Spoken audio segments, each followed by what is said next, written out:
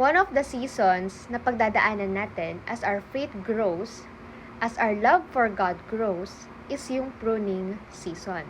Ito yung idadaan ka sa healthy pain. Ito yung masasaktan ka kasi ginagawa mo na yung tama. Ito yung mga sitwasyon na iaalaw ni God na masaktan ka ng ibang tao. May magawang masama sa'yo yung ibang tao kasi tuturuan ka niyang magpatawad. Ito rin yung season na iaalaw ni God na may kunin sa'yo yung ibang tao na pagmamayari mo kasi tinuturuan ka niyang hindi maging greedy. Aalisin din ni God yung mga resources mo para matuto ka magtiwala sa Kanya. Kaya masakit din tong pruning season na to kasi ito yung season na ile-let go mo na yung mga pansarili mong gusto. Ile-let go mo na yung mga pansarili mong interest para gawin yung gusto ni Lord para sa'yo.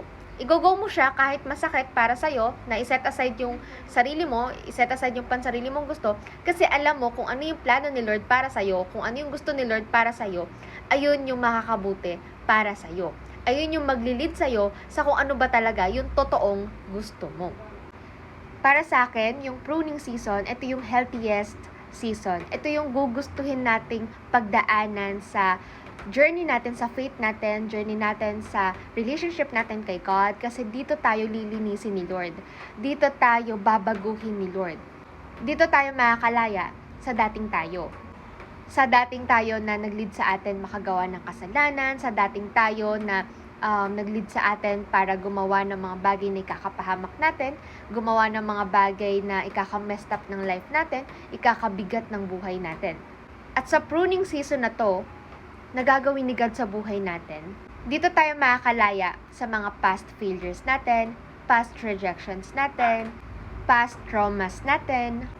At sino yung mga dinadaan ni Lord sa pruning season? Lahat ba ng taong nakakaranas ng pain, nakakaranas ng mawalan, nasa pruning season? Hindi.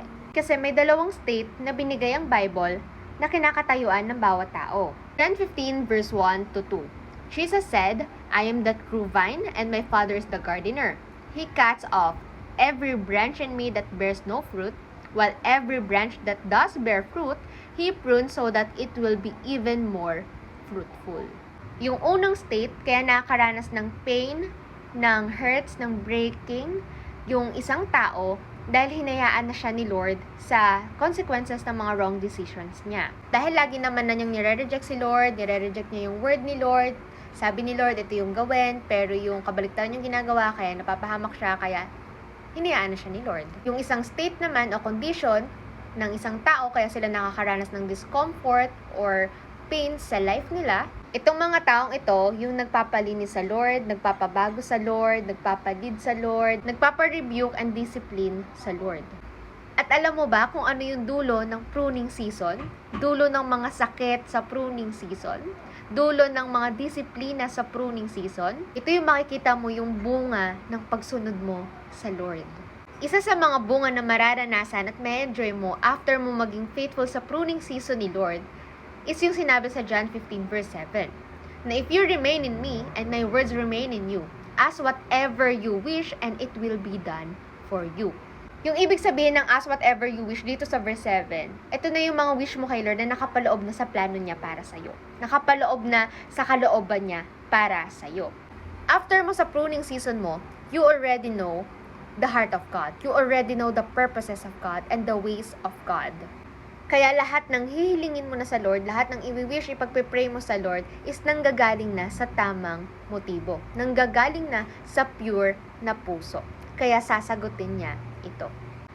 Ngayon, if you're also that person na love si Lord, sumusunod kay Lord, ginugusto si Lord sa lahat ng aspect ng buhay niya, pero nasasaktan ngayon, you are now in the pruning season.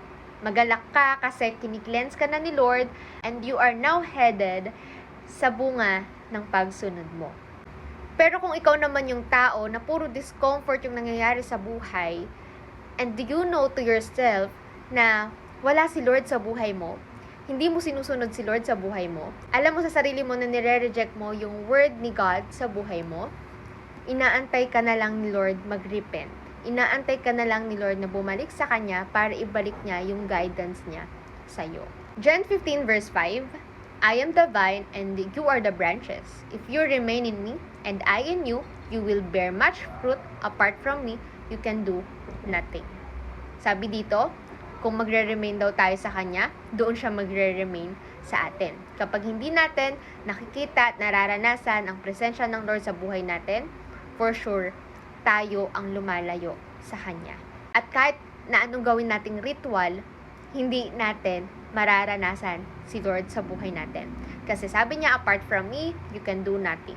Only by remaining in God's Word, we remain in the Lord. Kung hindi tayo nagbabasa ng Bible, kung hindi tayo nag-i-spend ng time reading the Word of God, ibig sabihin, malayo ang guidance ni Lord sa atin, malayo ang presensya ni Lord sa atin.